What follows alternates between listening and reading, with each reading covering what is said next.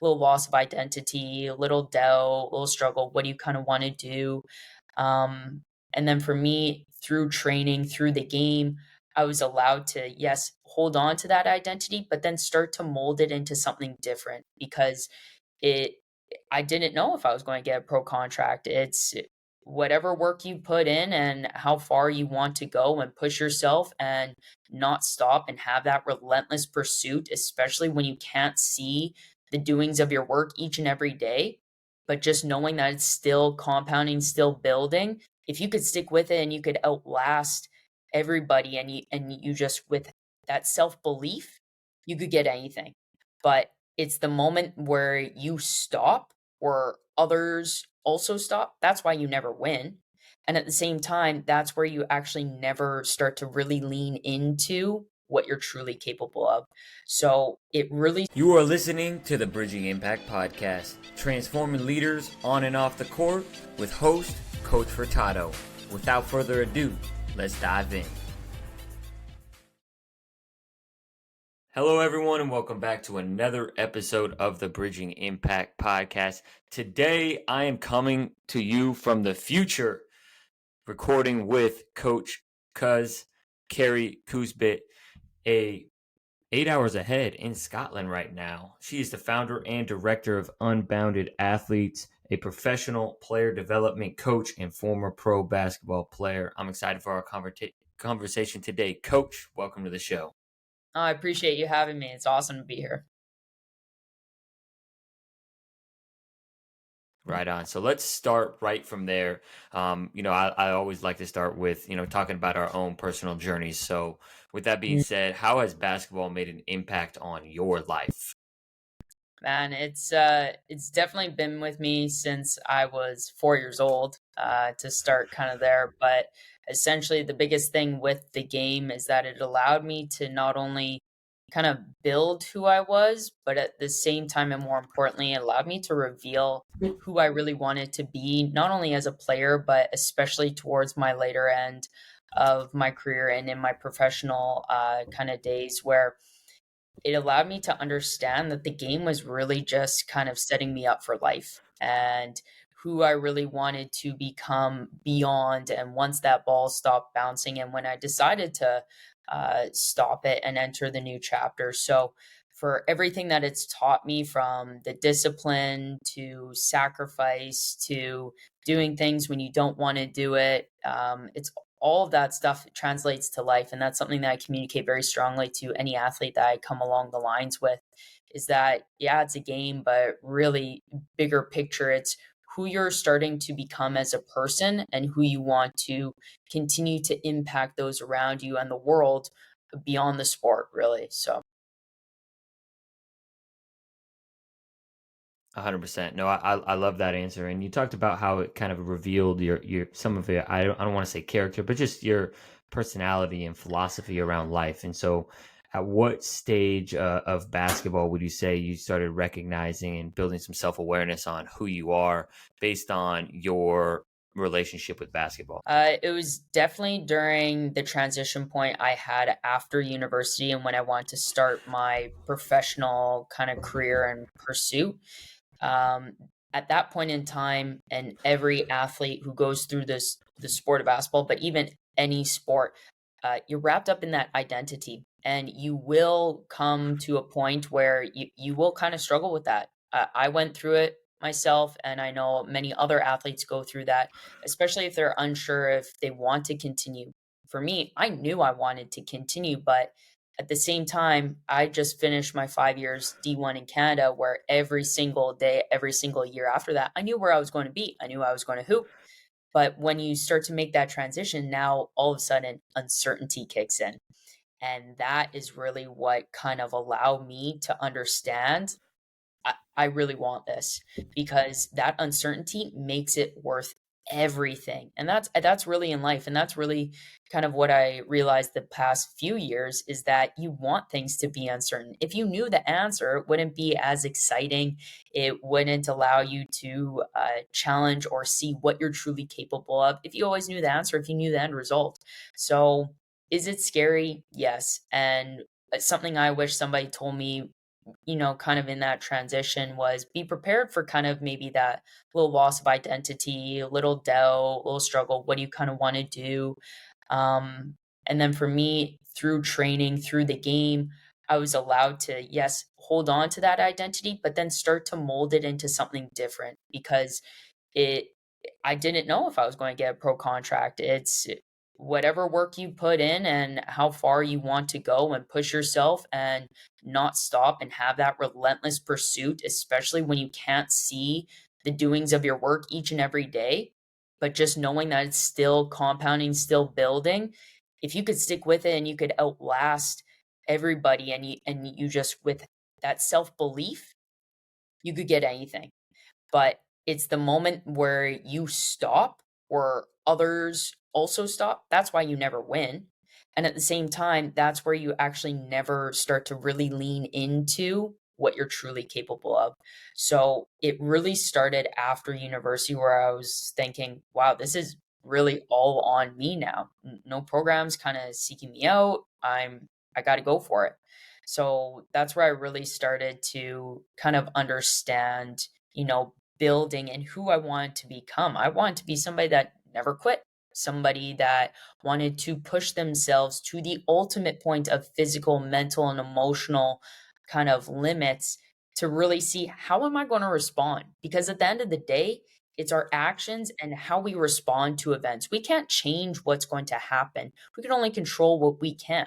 So your decisions, how you talk to yourself, the way with which you want to actually live your life, even through the pursuit of possibly train, that revealed so much to me. I learned so much. And I say to everybody, I learned the most about myself in those 4 years where I played professionally and was training to play pro that I would never trade for the world. Yes, were there hard times and sometimes where maybe I wanted it to go a little different? Absolutely. And I don't want people to go through some of the experiences I did. However, I wanted to just learn as much as I can so that any other young female behind me could have a better kind of more efficient and understanding of yeah, it could happen.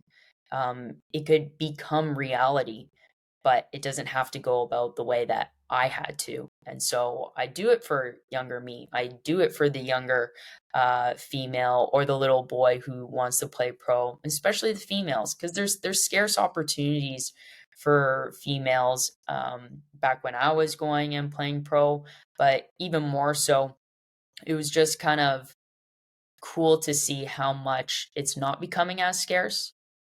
It's still there. It's still growing. It's a growing game. It's great time for women in sport and basketball. But yeah, I would say the big thing that I allow athletes and communicate them to is who are you beyond the game?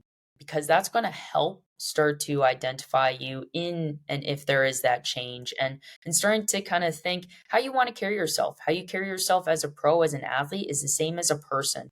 I say the person in front of me first, then I see the basketball player. Then I see the athlete. So I never had that. It was never kind of communicated to me in that sort of sense. And I just expressing that it's okay. It's okay to kind of try and find yourself because you are more than just that. Because if you allow the game, you allow bad training, you allow bad news to ruin you, that's all you become. And then you think life is over. Life is like it's a minuscule thing. You could still wake up in the morning, you could still see the sun, you could still walk, you're still healthy, you still have a roof over your head. Like it's just it goes beyond and bigger than basketball. And in my earlier days, I was so zoomed and so locked in and meticulous. Um, Something I wish I would have allowed myself a little bit to kind of have a little insight afterwards. But it's definitely that transition period when you have that identity. Right on. I mean, you dropped a ton of wisdom and a ton of, great opportunities for learning, I feel like. And I think going back to one of the first things that you were talking about is just like embracing that uncertainty. And I Mhm. want to, kind of go there with, you know, when you're starting your own, when you're becoming, transitioning between player and coach and trainer, when you're Mhm. starting Unbounded Athletes, there's obviously going to be some level of uncertainty because you have to go out and find your own, clients to train and all that. So what can you say about the vision that you had that you really wanted to relentlessly pursue being a player development coach for and build Unbounded Athletes? I essentially wanted, like, the reason why I played pro was two reasons. One, I wanted to play at the highest level that I knew that I could, and reach and see if I could get there. And it was always a dream of mine. And so that was, for me, that was a personal goal. The bigger part of me was to do it, as I mentioned previously, is to show how females could also play pro. And they are the same player and athlete as the male game. And back then, like, I talk as if I'm old. I'm not even old, but it's evolved so rapidly. It's amazing. But I didn't have somebody ahead of me going overseas to show me that it was real. I saw, I was always around sport. I saw, and I had friends, males going overseas, like dime a dozen, like all that. They have so many more opportunities. I didn't really have somebody to kind of say, oh, I could just follow their path. I could use their networks. I could learn from them. And there were only a few Canadians as well who were doing overseas afterwards. Because 5 years as a student athlete, D1 in Canada is the exact same as like NCAA. But like at that point, some people are done with the game. Some people don't want to pursue it. Some people want to actually start their other careers and lives. And that's totally cool. And I totally respect that. But if you have the opportunity and you still love the game, and you still love all the things that it challenges you in physically, mentally, and just like you absolutely still can play, I say do it. Do it while the opportunity is there, because the opportunity won't be there for as long as you think it will. Life will always be there. But if you could still have that passion, you still want to, why not? So for me, kind of, it was, I wanted all the females after me to see, oh, Kerri went this route. Kerri did this. Kerri actually did it. And it was just about a year ago with a talk with one of my mentors saying, like, Kerri, you have to understand, like, you have to really lean into being a female, being your past experiences, what you went through and pursued as a player, and the value you bring now as a player development coach and a strong female entrepreneur, and chasing all these wild, uncertain opportunities, like something like here in Scotland, where, yeah, it will get returned. You'll have to make trade offs in life, but you'll get that return. And so, to be that person, and I just heard this the other day and I absolutely love this saying, and it's really what I wanted to convey, but it sums it up completely, is if you could see her, you could be her. And so any young female who sees myself and who saw, hey, I played overseas professionally, coming from Canada, doing all that in our hometown, oh, I could do it, versus a male saying the exact same thing. It could be true, but they just, there's no relatableness there. And that's what I found as well. A guy could say it. I'm like, yeah, easy for you to say. You have all these leagues, you could do that. But it wasn't coming from a female.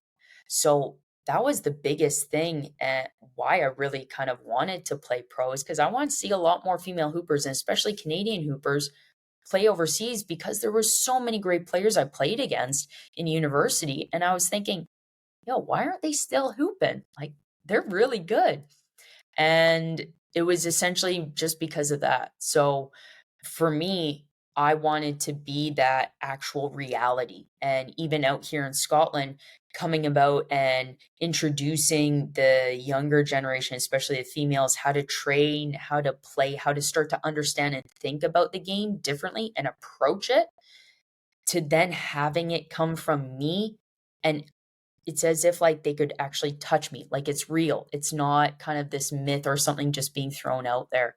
And that's why it's the beauty I love of all the awareness as well with the WNBA and the college game for females, and even in other sports. Like, that's the beauty, because females are actually starting to actually believe it when somebody says it. So that was my biggest thing on why I kind of started everything and kind of um, really my purpose for the younger generation. I love that. And I think that that's really powerful is obviously modeling the way, right? We can, you know, recognize that we can be, for lack of better term, we can be heroes for the next generation, right? We can show that it is possible to play, number one, collegiate basketball, and then also go and play abroad, right? And open those doors and open those opportunities. And I think it's obviously right now it's a great time for women's basketball, but it's also we need to continue to expand it here in LA. Like I look and see, and it's one of the biggest cities in the world, and there are definitely way more opportunities for boys to play. I have like a girls team, but a lot of them didn't even start playing until they were in high school, right? So it's trying to continue to expand those opportunities for them to start playing for as young as 5-6 years old, just like the boys are on their side. And so, kind of with that, and you talked about how to train. How do you feel like your philosophy of training was really influenced by your journey in playing Mhm. professionally? Gosh, I really communicate to the athletes. So anytime like I'm demoing or all that sort of stuff and I'm moving a different way, I'm able to like handle it's kind of transitioning in those different movement patterns. You don't see a girl kind of moving this way. Stereotypically, if you saw a girl move in the way more shifty and all that, you would say like she moves like a guy, right? And for me and some females, like when I hear that, I take it as a compliment. Some females don't, but for me, I wanted to take that phrase and just like the game is the game and movement is movement and ball handlers are ball handlers, but it really traditionally isn't seen like when you see somebody or like a guy being shifty and all of that very little before you couldn't really see that in the female game. But now you're starting to see those similarities, those movements. Yeah, you're able to move the exact same way as a guy is. It's just starting to learn how to move, how you currently move, and how we want you to move. That's going to be the biggest difference. And all those different kind of factors coming in, whether you played other sports, you're exposed to different movements and movement patterns, because at the end of the day, that's basketball. It's just movement and the ball is an attachment of you. What you could do without the ball, you could do with the ball.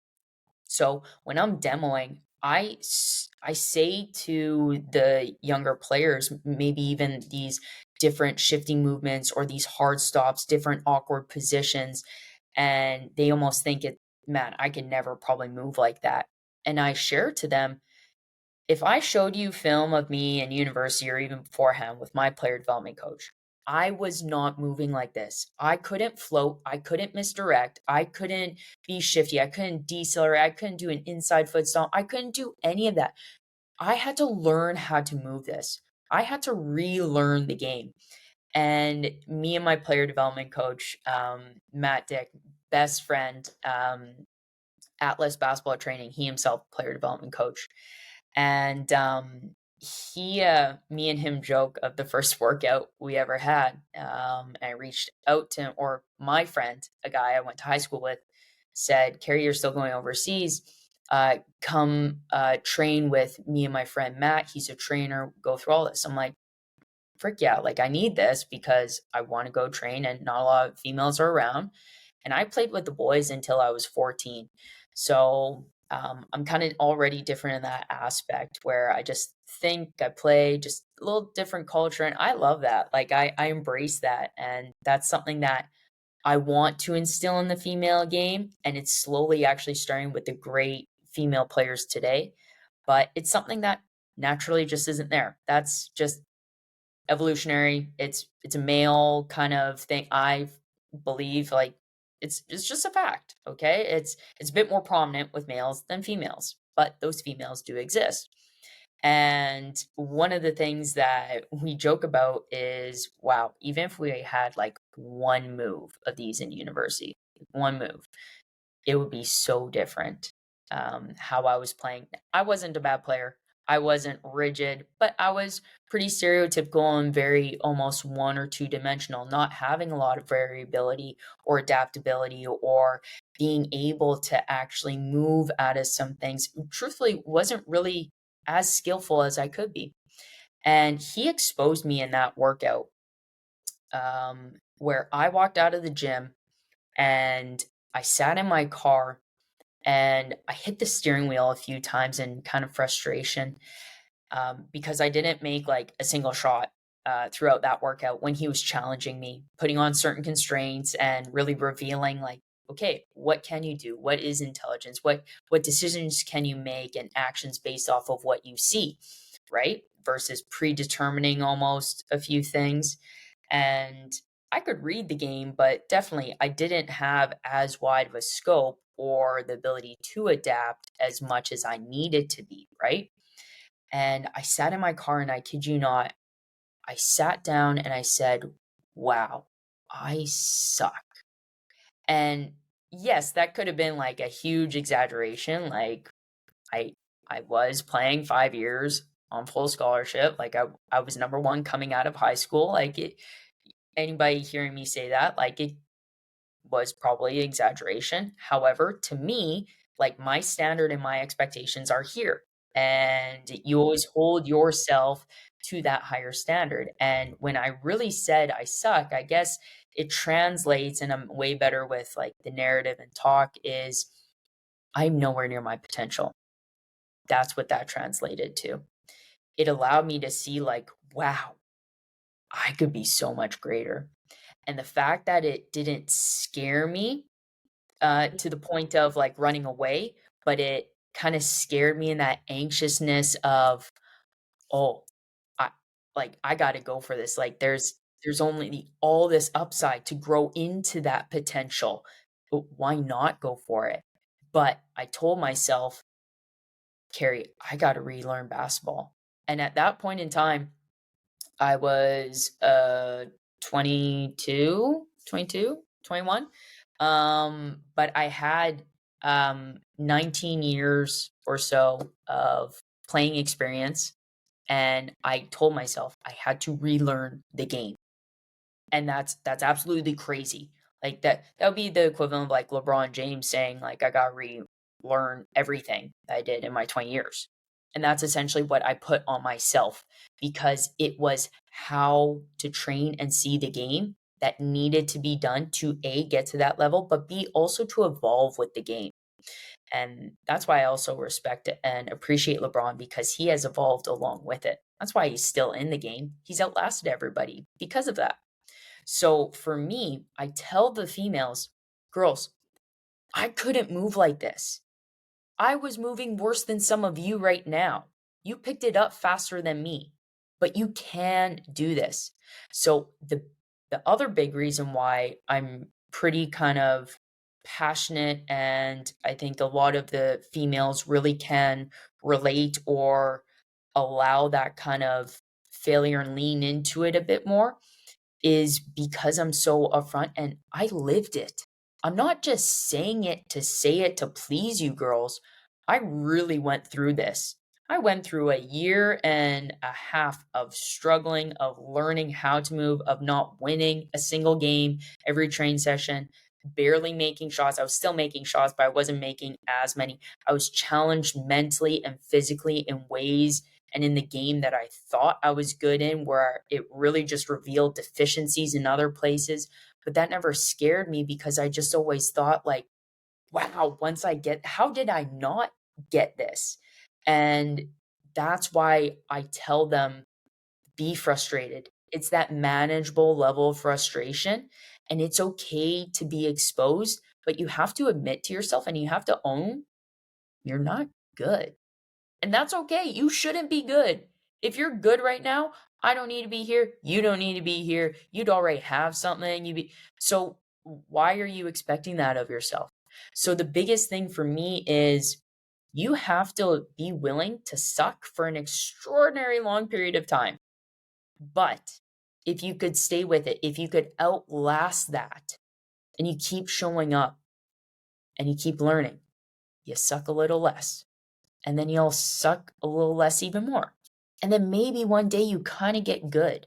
And then you get kind of good. And then you get better. And then after that, but you have to lean into that failure. You have to be willing to withstand that.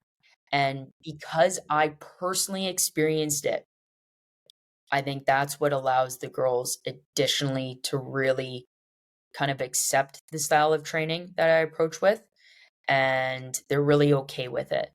And if it scares them, I say, then it's okay. Be truthful with yourself, own it. Then maybe you don't want it as much as you want, and that's okay. But you have to own it to yourself first and foremost. And if you can't do that and you keep fighting things, you'll never get it. You'll never grow into that potential, like I said, that I saw that you could be. You have to be willing to fail and you have to be willing to suck.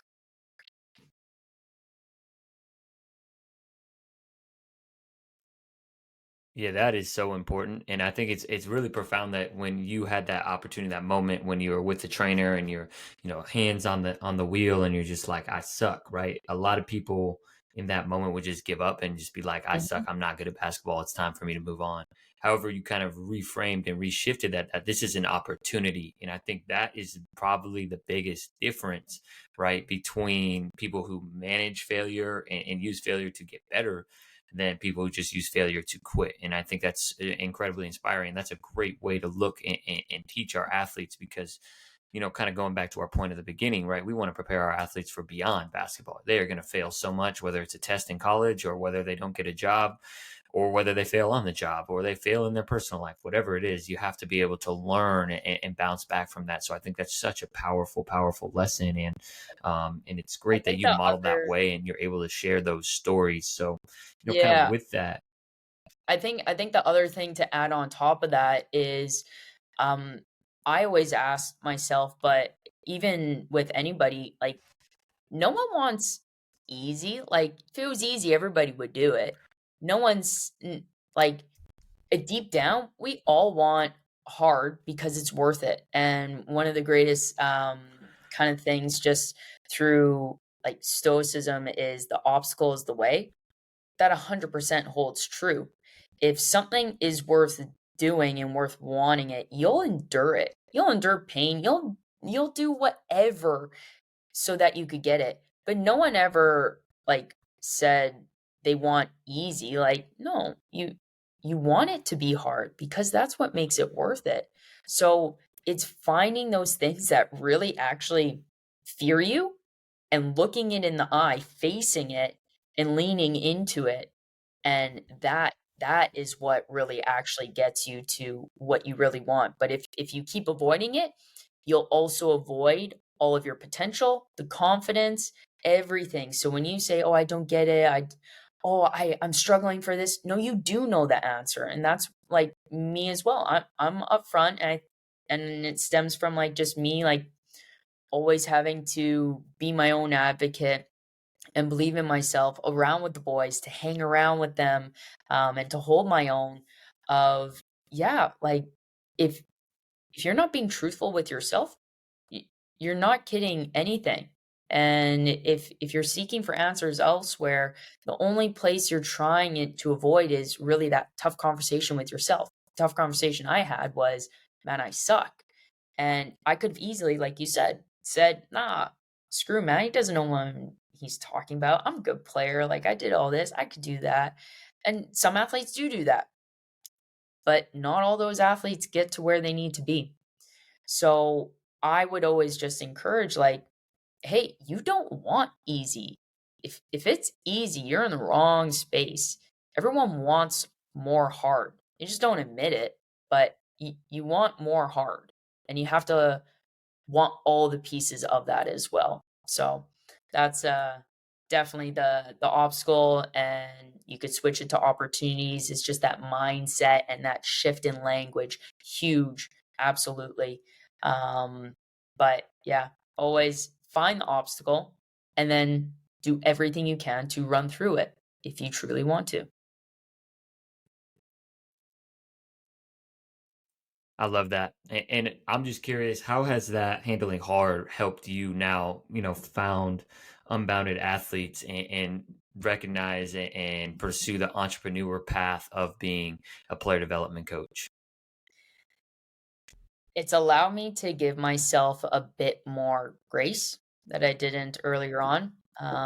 Knowing that it will be hard for a very long time, that it will suck. All those things that I experienced as a player, transitioning, as you mentioned, into life, where each and every day, like it's going to suck. But if you could continue to outlast it, then you'll eventually that day kind of stumble upon breakthrough.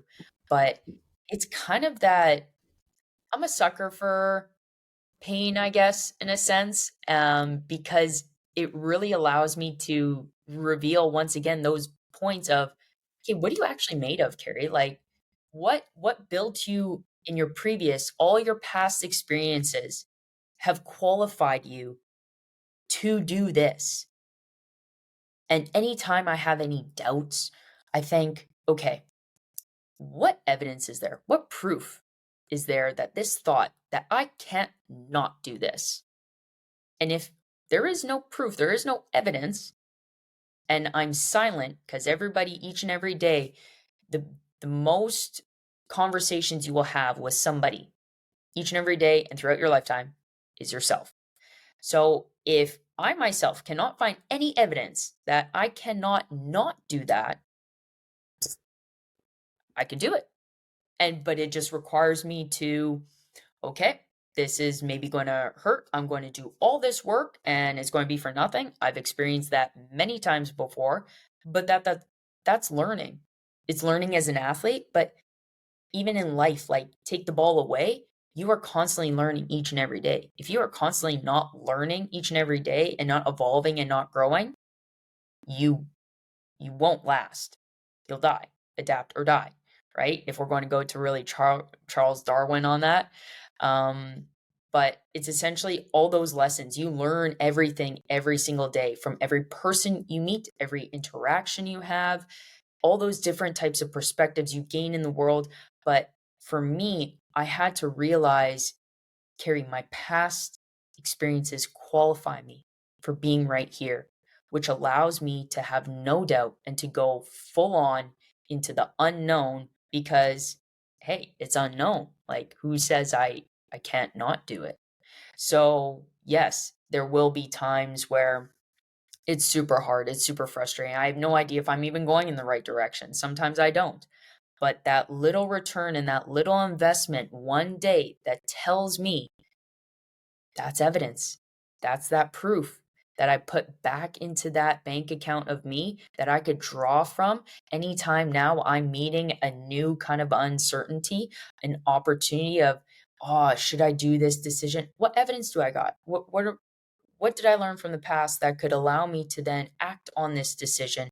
Because the more that I think about it, the more that it's gone, that I miss the opportunity, and that I'm avoiding something that I should really just be confronting. So it's having that ability to see what's in front of me, but to really understand, okay, I've done something like this before. I've learned something very similar. I'm going to learn something new along the way as well, but I got to be open to it. And I just have to take it as it goes.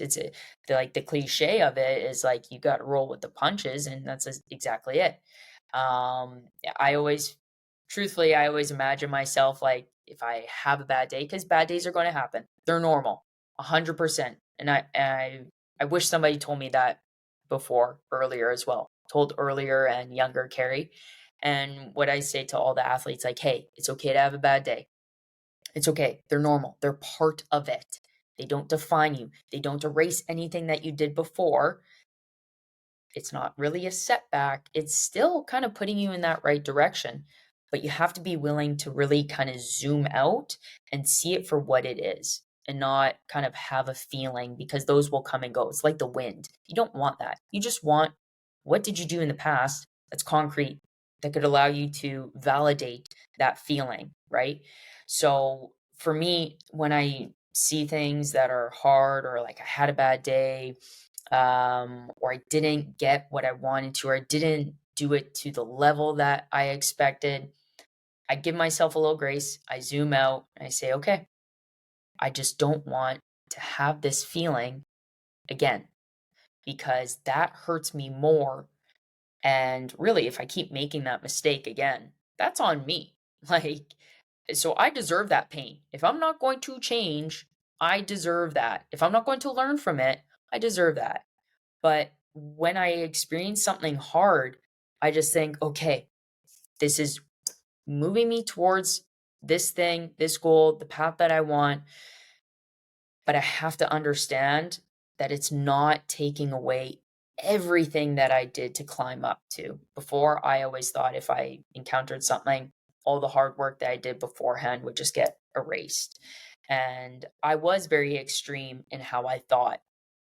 And for me, what I see now is that extremes are very easy. It's very easy to beat yourself up on. It's very easy to say you had a good day, but that kind of balance, in a sense where balance is hard. It's hard knowing when you got to push, when you got to pull back. And pulling back is also just as strong as pushing through. So if you want to sacrifice your sleep like I did way earlier in my career, like that's something that I don't do that, because me sleeping is getting way more out of a junk gym session, uh, junk extra volume reps. It's understanding, but it hurts me so much. And when I still have that little anxiousness of like, oh, I just want to do it. Like I feel like I can, like I could just say, screw it, I'll sacrifice it. That's when I know I'm at hard, because it's so hard to just trust what you haven't done before. That is very uncomfortable, because it's so easy. It's easy. Extremes are easy. You don't want to live in the extremes. You want to be kind of in that place where you're kind of always restraining yourself back, because wow, I haven't done this before, but oh, that means I'll get my results that I have never gotten before. So it's stuff like that on how I kind of shifted towards that. And when I experience those hard days or all that sort of stuff, and just like, I'm sure you've watched Rocky. I hope everybody has watched Rocky, at least 1 through 4. 5 is meh, 6 and Balboa, meh. But 1 through 4, like, I always imagine myself as Rocky on hard days, just getting destroyed by Apollo Creed, like, absolutely. But I keep standing up. I keep just coming back as much as I'm beat up. I just keep showing up for me, because I know future me is going to be happy. When the next day comes, I look back and I say, oh, I'm so glad I did that, because future me. So it's mentality, and it's kind of that mindset I always have, and communicate to my athletes in a different way that they could understand, where, hey, you're going to have a bad day. You're going to have a bad shooting day. You're going to have life happen. That's normal. What are you going to do for yourself? Don't feel sorry for yourself. That is not an option. But what are you going to do for yourself that's going to have you thank you later? Have future you say, yes, win. A hard win, but still a win. So that's something, it goes back to just wanting more hard, but you I just love have that. to keep coming, man.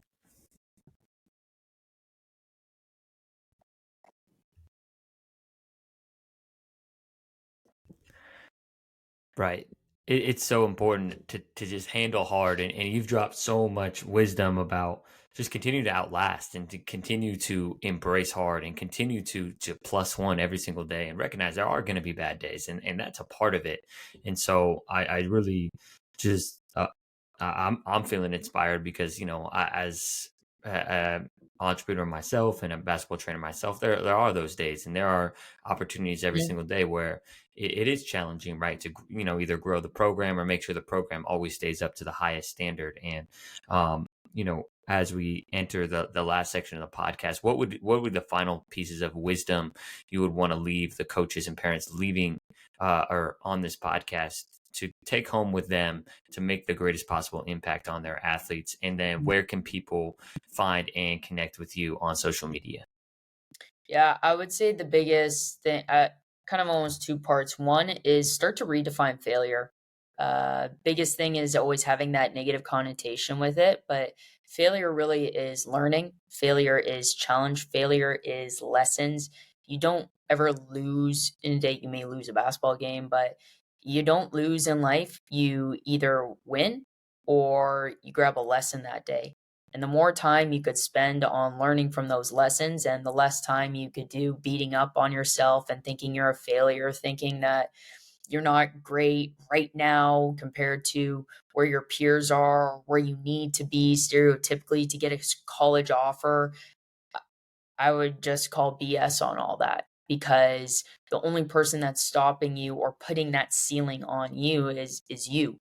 So I would say redefine failure, because if you're doing something different, if you're becoming your better different, if you're allowing yourself to say no more often, that's the other thing.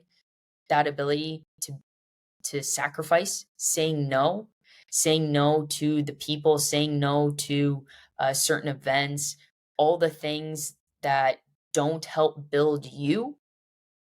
Be okay with saying no. Be okay with failure. Redefine that. So, something to communicate to trainers and athletes, even trainers ourselves. We're going to fail each and every day. The athlete may not know it. They may still think it's a great session. That's one of my mentors who told me that. They probably still think it's a great session ever. And you have to be a bit more kinder, because you're still learning as well, Kerri. Even I'm still learning to this day. And so for me, reminding myself, okay, let's redefine failure here. It wasn't complete failure, but okay, there's this lesson. I could go from there. So I would say to the athletes, be okay with failing, redefine how it really is. It's more so lessons that it's teaching you. And it's inevitably still putting you towards your path of your goals that you want.